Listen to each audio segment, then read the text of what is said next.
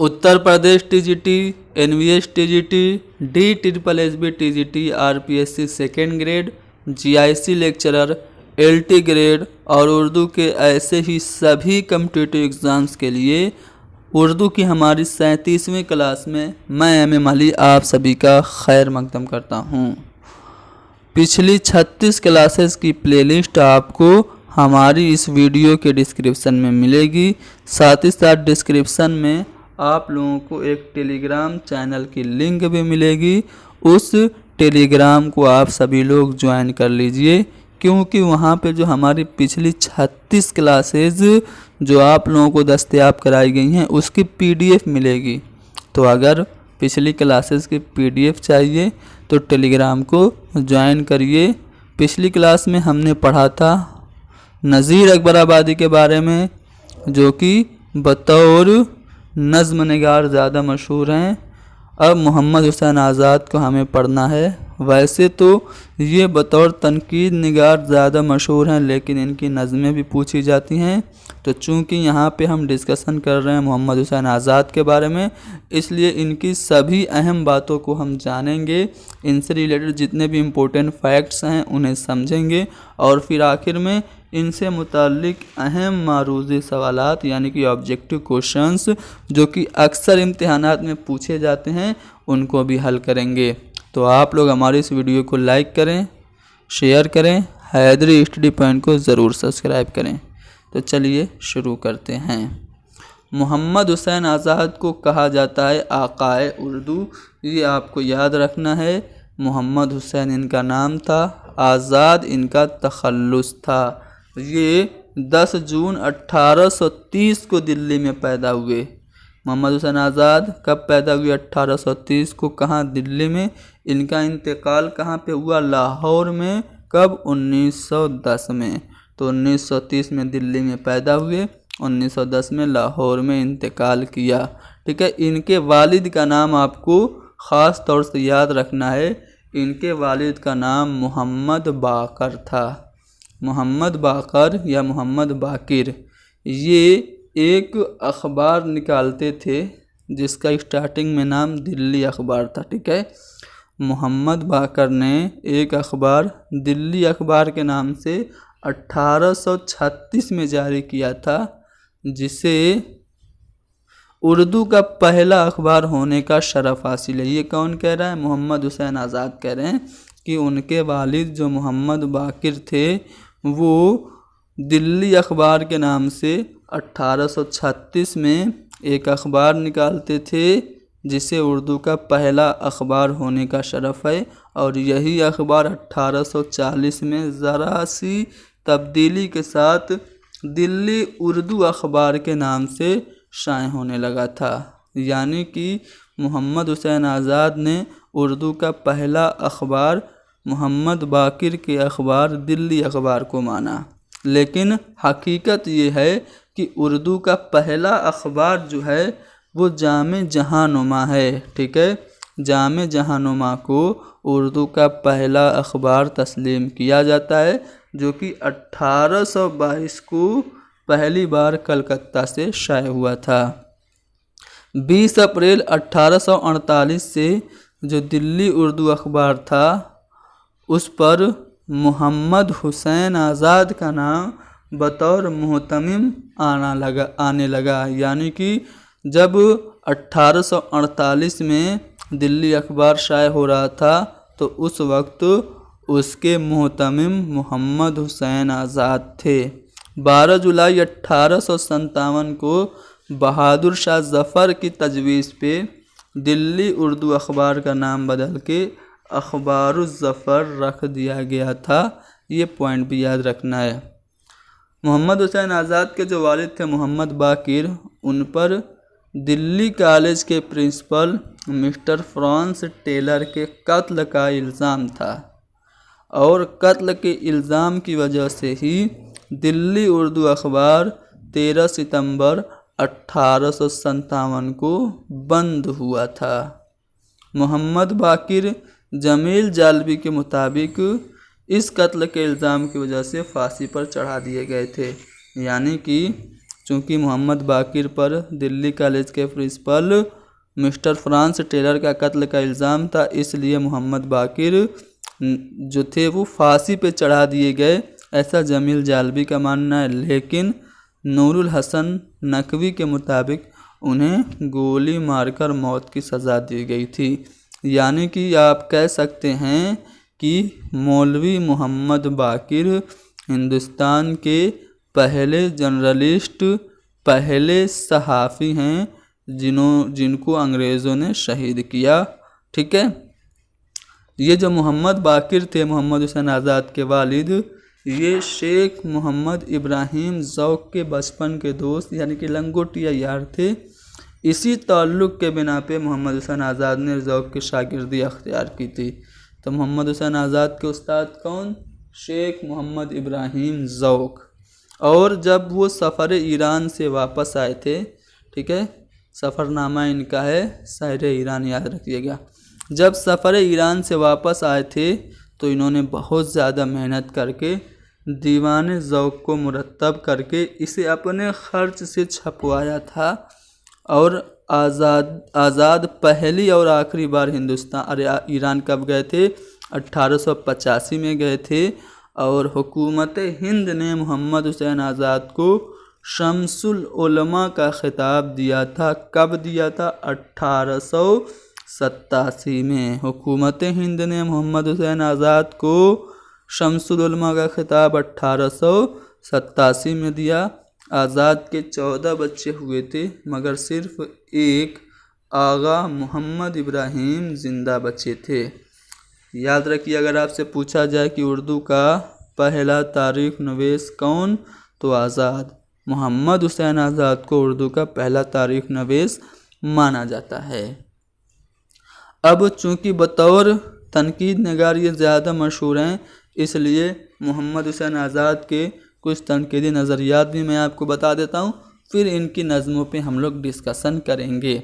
देखिए, मोहम्मद हुसैन आज़ाद के नज़दीक शेर एक इल्हामी शय है।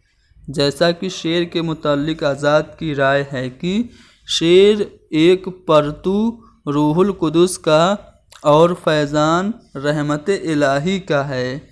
अहले दिल की तबीयत पर ये नुज़ूल करता है।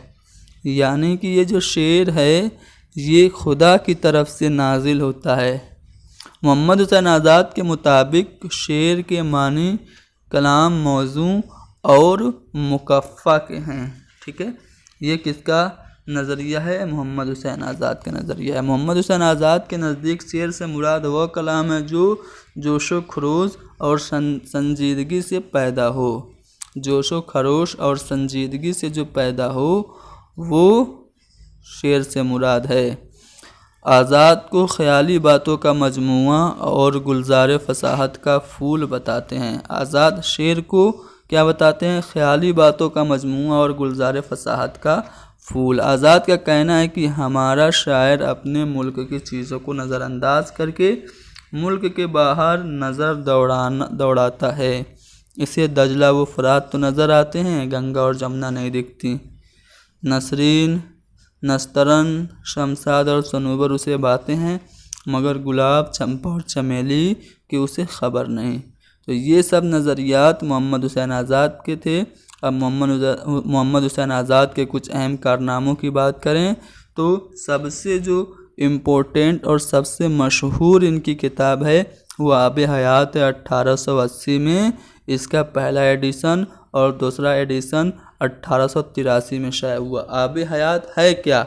तो आब हयात उर्दू शोरा का तज़किरा है, जिससे एक तरफ अदबी तारीख़ नवीसी का रास्ता खुलता है और दूसरी तरफ उर्दू ज़बान की अहद ब अहद तरक्की की तस्वीर सामने आती है। तो आब हयात इनकी सबसे ज़्यादा अहम किताब है, जो कि उर्दू के शायरों का तज़किरा है। दरबार अकबरी ये 1898 में इन्होंने लिखी। इसमें अकबर बादशाह और हिंदुस्तान और उसके दरबार के जलीलुल कद्र उमरा के हालात और वाक़यात दर्ज हैं। सुखनदान फ़ारस ये किताब 2 हिस्सों पे मुश्तमिल है। उर्दू ज़बान ने फ़ारसी ज़बानों कवायद से मुताल्लिक़ है। ड्रामा अकबर ये 1922 में इन्होंने लिखा। इसमें शहंशाह जहांगीर और मलका नूर जहाँ के दास्तान इश्क को उर्दू ड्रामे के रूप में पेश किया गया है।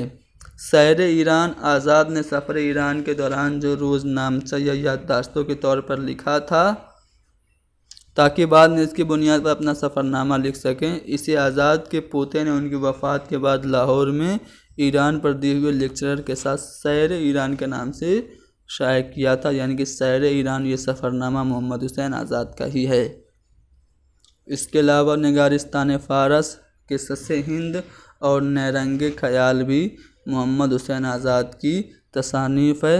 दीवान ज़ौक़ 1922 में इन्होंने ज़ौक़ का कलाम को इकट्ठा करके अपने खर्चे पर शाया कराया था। आज़ाद ने दीवान ज़ौक़ का ख़ात्मा इन अल्फाज में किया कि इलाही तू जानता है, आज़ाद ने जो कुछ किया नेक नियत और पाक अक़ीदत से किया है, तेरे हुक्म से किया है, इस खिदमत को कबूल कर।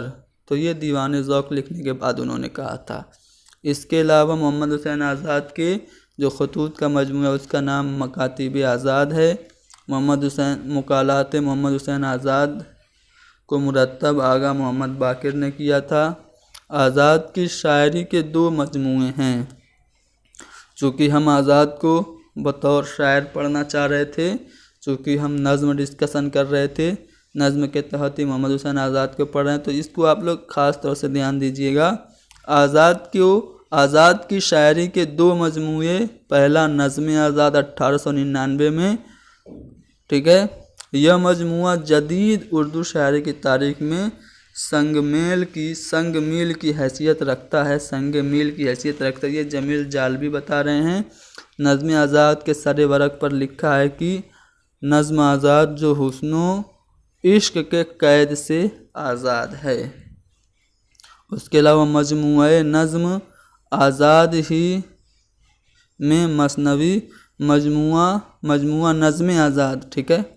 यहाँ पे चूँकि हेडिंग में थोड़ा सा मिस्टेक है। मजमूआ जो नज़्म आज़ाद है, इसी में इनकी जो मसनवी की शक्ल में नज़्म है शब कदर, और वो लेक्चरर जो 15 अगस्त को नज़्म और कलाम मौजू के बाब में ख्यालात के मौजू पर अंजुमन पंजाब के जलसे में दिया गया था, शामिल है। तो अगर आपसे पूछे कि मोहम्मद हुसैन आज़ाद की नज़्म शब कदर ये किस मजमूए में शामिल है, तो नज़्म आज़ाद में शामिल है। आज़ाद का शायरी का जो दूसरा मजमूआ है वो खम कदे आज़ाद है, 1932 में आया। इसमें वो गज़लियात, कतात और कशायद शामिल है जो आज़ाद ने नज़्म आज़ाद से पहले कहे थे, जो रंग कदीम से ताल्लुक़ रखते हैं।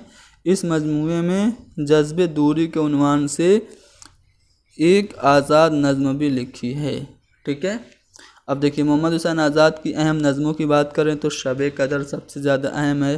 सुबह उम्मीद, हुब्बे वतन, ख्वाब अमन, दादे इंसाफ, विदाई इंसाफ, गंजे कनात, अब्र करम, जज्बे दूरी, प्यारी बिल्ली, खिताब ब कलम, दोस्ती, नौ तर्ज़ मुरस्सा और उलुल अज़मी, ये सभी नज़में मोहम्मद हुसैन आज़ाद की हैं।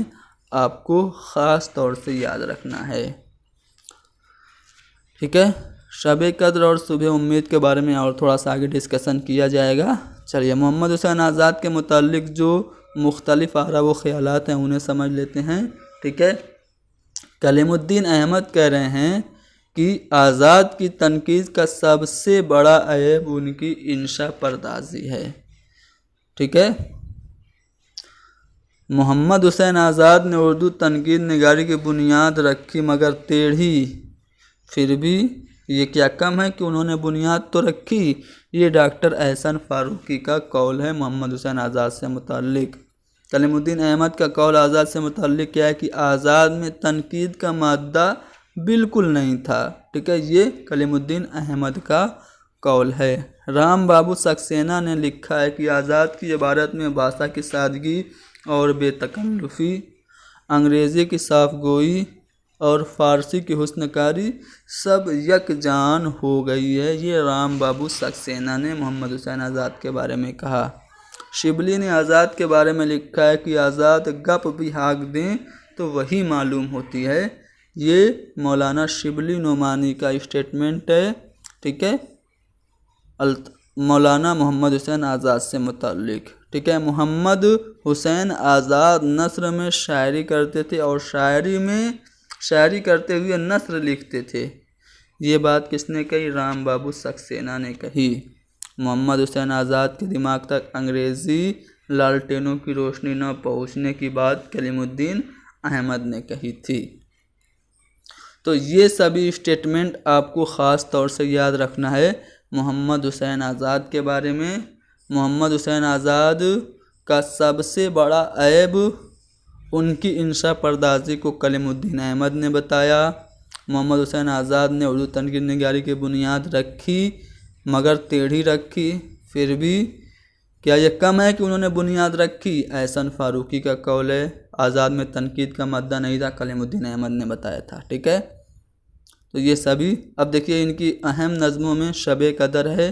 یہ نظم مثنوی کی حیت میں لکھی گئی ہے، ٹھیک ہے۔ اس کے ایک دو شعر اگر آپ لوگ چاہیں تو میں سنا سکتا ہوں۔ اے آفتاب صبح سے نکلا ہوا ہے، اے آفتاب صبح سے نکلا ہوا ہے تو، عالم کے کاروبار میں دن بھر رہا ہے تو، ہر چند شہ سوار کو گردش مدام ہے، دن گرم ہو کہ سرد سفر اس کا کام ہے، پر دیکھتا ہوں میں کہ تیرا رنگ زرد ہے، رخسار تابناک پہ کلفت کی گرد ہے۔ یہ سبھی جو اشعار ہیں یہ مثنوی کی حیت میں لکھی گئی آزاد کی نظم شب قدر کے ہیں، ٹھیک ہے۔ آزاد کی ایک نظم صبح امید ہے، یہ بھی مثنوی کی حیت میں لکھی گئی۔ اس کا موضوع کیا ہے؟ بڑے دھیان سے دیکھیے گا۔ صبح امید میں قلعہ کو ایک استعارہ کے طور پر سامنے آتا ہے جس پر جشن ہو رہا ہے۔ آزاد بھی وہاں پہنچتے ہیں، وہاں کا عالم نظم میں بیان کرتے ہیں۔ وہاں ایک پری نظر آتی ہے جس کے دونوں جانب عقل اور تدبیر کھڑی ہوئی ہے۔ یہ پری شہزادی امید ہے۔ پھر وہ قسم قسم کے لوگوں کی جو امید کے سہارے کام کر رہے ہیں مرقع نگاری کرتے ہیں، اخلاقیات سے مثنوی کو سجانے کی کوشش کرتے ہیں، لیکن نظم کا بوجھل پن اور غیر ضروری طوالت ناگوار گزرتی ہے۔ تو صبح امید کے ایک دو اشعار میں آپ کو یہاں پہ سنا دے رہا ہوں۔ جب کیا صبح نے روشن فلک مینائی، بستر خواب سے میں لے کے اٹھا انگڑائی، آنکھ مل کر جو نظر سوئے میدان جہاں، آنکھ مل کر جو نظر سوئے میدان جہاں، ذرہ ذرہ میں نظر آیا رخ جانے جہاں، کام کرتی تھی جہاں تک نگہ دور انداز، تھا کھلا آنکھوں کے آگے چمن قدرت راز۔ تو یہ سبھی جو اشعار ہیں آپ کے سامنے دکھ رہے ہیں صبح امید کے ہیں۔ چلو محمد حسین آزاد سے متعلق اب اہم سوالات ڈسکس کرتے ہیں۔ پہلا سوال آپ کے سامنے ہے کہ پروفیسر انشا پرداز ہیں، انہیں کسی سہارے کی ضرورت نہیں، یہ قول کس کا ہے؟ تو یہ قول مہدی افادی کا ہے۔ انجمن پنجاب میں اردو شاعری پر پہلا لیکچرر کس نے دیا تھا؟ تو محمد حسین آزاد نے دیا تھا انجمن پنجاب میں اردو شاعری پہ پہلا لیکچر۔ آزاد کی آب حیات جو کتاب ہے 1880 میں جس کا پہلا ایڈیشن شائع ہوا تھا، اس کا موضوع کیا ہے؟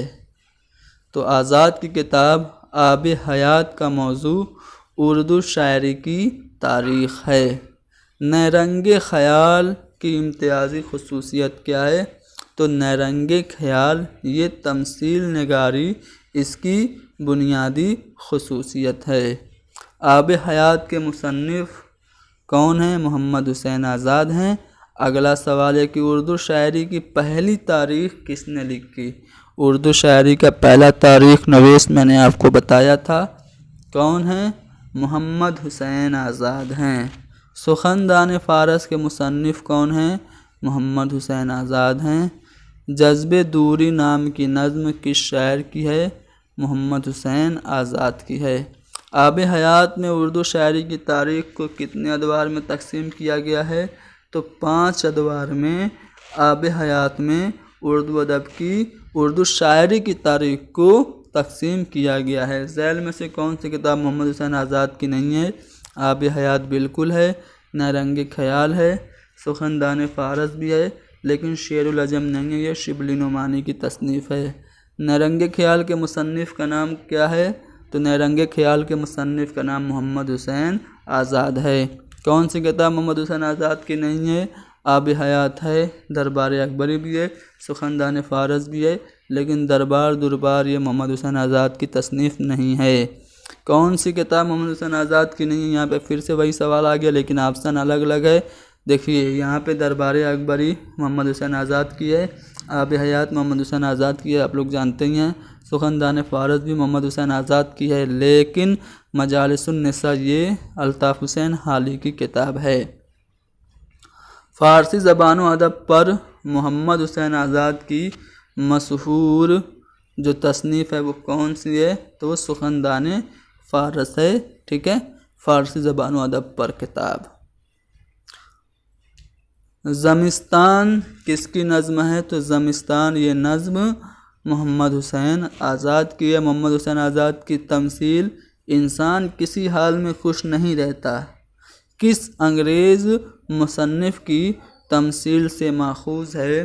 تو محمد حسین آزاد کی جو تمثیل ہے کہ انسان کسی حال میں خوش نہیں رہتا، یہ جوزف ایڈیسن کی جو تمثیل ہے اس سے لی گئی ہے۔ دل افروز کس شاعر کا شعری مجموعہ ہے؟ تو محمد حسین آزاد کا شعری مجموعہ ہے دل افروز۔ محمد حسین آزاد میں تنقید کا مادہ بالکل نہیں ہے، یہ بات کس نے کہی تھی؟ تو کلیم الدین احمد نے محمد حسین آزاد سے متعلق کہا کہ ان میں بالکل نہیں ہے تنقید کا مادہ۔ کوشچن نمبر 107، محمد حسین آزاد کے دماغ تک انگریزی لالٹینوں کی روشنی نہ پہنچنے کی بات کس نے کہی؟ تو کلیم الدین احمد نے یہ بات کہی کہ محمد حسین آزاد کے دماغ تک انگریزی لالٹینیں نہیں پہنچی ہیں۔ چلو بتاؤ ان میں سے کون سی نظم آزاد کی نہیں ہے؟ تو حسرت وطن، یاد وطن، مادر وطن یہ سب آزاد کی ہیں۔ خاک وطن برج نارائن چک کی ہے۔ مولانا محمد حسین آزاد نے کون سی کتاب تمثیلی اسلوب میں لکھی؟ تو نیرنگ خیال جو کتاب ہے یہ محمد حسین آزاد کی تمثیلی اسلوب میں ہے۔ سیر زندگی کس کا مضمون ہے؟ تو سیر زندگی یہ مضمون محمد حسین آزاد کا ہے۔ نیرنگ خیال کے کس مضمون میں ذیلی سرخیاں وقت، غصہ، عشق، افواہ یا شہرت اور حسن کی پری ہے؟ تو نیرنگ خیال کا جو مضمون ہے اردو انگریزی انصاف پردازی پر کچھ خیالات، اس میں یہ سبھی سرخیاں شامل ہیں، جیسے کہ وقت، غصہ، عشق، افواہ، شہرت اور حسن کی پری۔ نظم اور کلام موضوع کے باب میں چند خیالات، اس عنوان کا لیکچر محمد حسین آزاد نے کس سن میں دیا تھا؟ تو 1874 میں دیا تھا۔ دیکھنا وہ لالٹینیں جگمگانے لگیں، دیکھنا وہ لالٹینیں جگمگانے لگیں، اٹھو اٹھو استقبال کر کے لاؤ، اس مشاعرے میں وہ بزرگ آئے ہیں جن کے دیدار ہماری آنکھوں کا سرما ہے۔ تو یہ جو اقتباس ہے آب حیات کے کس دور کا آغاز ہے؟ تو 5ویں دور کا آغاز ہے۔ یہ جو اوپر اقتباس لکھا ہے، دنیا مقام امتحان ہے، ہم تو یہاں امتحان دینے آئے تھے، ہم تو یہاں امتحان دینے آئے ہیں۔ امتحان کا نام سنتے ہی میں چونک پڑا، آنکھ کھول کر دیکھا تو کچھ نہ تھا۔ یہ جو اقتباس ہے محمد حسین آزاد کے کس مضمون سے لیا گیا ہے؟ تو سیر زندگی سے یہ اقتباس ماخوذ ہے۔ علم کی بدنصیبی یہ کس کا مضمون ہے؟ محمد حسین آزاد کا ہے۔ نیرنگ خیال کے حصہ دوم میں کتنے مضامین ہیں؟ تو 5 مضامین ہیں۔ آزاد میں تنقید کا بالکل مادہ نہیں تھا، یہ بات کلیم الدین احمد نے کہی۔ آب حیات میں میر مستحسن علی خلیق کا بیان کس دور کے تحت کیا گیا ہے؟ تو 5ویں دور کے تحت میر مستحسن علی خلیق کا بیان کیا گیا ہے۔ تو یہاں پہ ہم نے محمد حسین آزاد کے بارے میں سب کچھ پڑھا، ان سے ریلیٹڈ اہم سوالات حل کیے، سوالات کی آنسر کی بھی یہاں پہ میں نے ڈال دیا ہے۔ ایکسپلینیشن تو میں نے چونکہ کم کیا ہے، جلدی سے جلدی سوالات بتانے تھے، ٹھیک ہے، سبھی اہم باتیں میں نے تھیوری میں ایکسپلین کر دی تھی، اس لیے سوالات کو زیادہ ایکسپلین نہیں کیا ہے، ویڈیو بھی لمبی ہو رہی تھی۔ تو اس کی اگر آپ لوگوں کو PDF چاہیے تو ہمارے ٹیلی گرام گروپ کو جوائن کر لیجیے، ڈسکرپشن میں لنک ہوگی، لنک سے نہیں جوائن کر پا رہے ہیں تو جائیے گا ٹیلی گرام پہ، حیدری اسٹڈی پوائنٹ چینل کا نام سرچ کیجیے گا، ہمارے چینل کا لوگو دیکھ کے جوائن کر لیجیے گا، ٹھیک ہے۔ تو کلاس کو یہاں پہ ختم کرتے ہیں۔ محمد حسین آزاد سے متعلق امید ہے کہ آپ نے سبھی جانکاریاں حاصل کر لیں۔